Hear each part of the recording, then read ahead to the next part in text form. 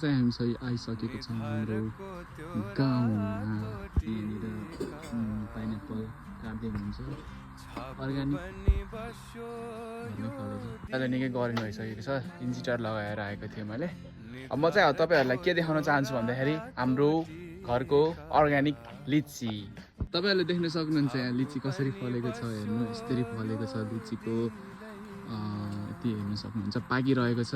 अनि हाम्रो चाहिँ उताको घर पनि फलेको छ। मैले चाहिँ उताको घरमा पनि मस्त खाएँ क्या घरमा। आमाले कि चाहिँ के गर्नु लाउनु भयो आमा? मैले चाहिँ यो भुइँको खान गइरहेको छु।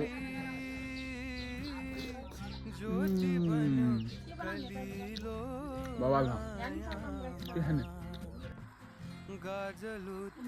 मैले चाहिँ यहाँनिर पानीको बत्तल ल्याइदिनु भएको छ हजुरआमाले। धेरै धन्यवाद है। ल बसे यो दिलैमा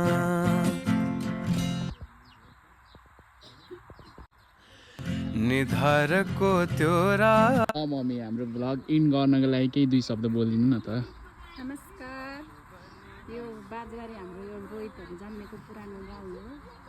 यहाँ चाहिँ एकदम खेतीपाती जे लगाए पनि हुन्छ। देख्न सक्नुहुन्छ हजुरहरूले हाम्रो यो फलफुलहरू आँपदेखि लिचीदेखि सबै कागतीदेखि सबै कुरा छ यहाँनिर। अझै भएन भनेर यो डल्ले खुर्सानिन्छ। यसले चाहिँ खाना खाने बेलामा चाहिँ देखाइदिन्छ पावर। मकै छर्ने सिजन भएर बारीभरि मकै छ। झल्केको त्यो नाकको फुली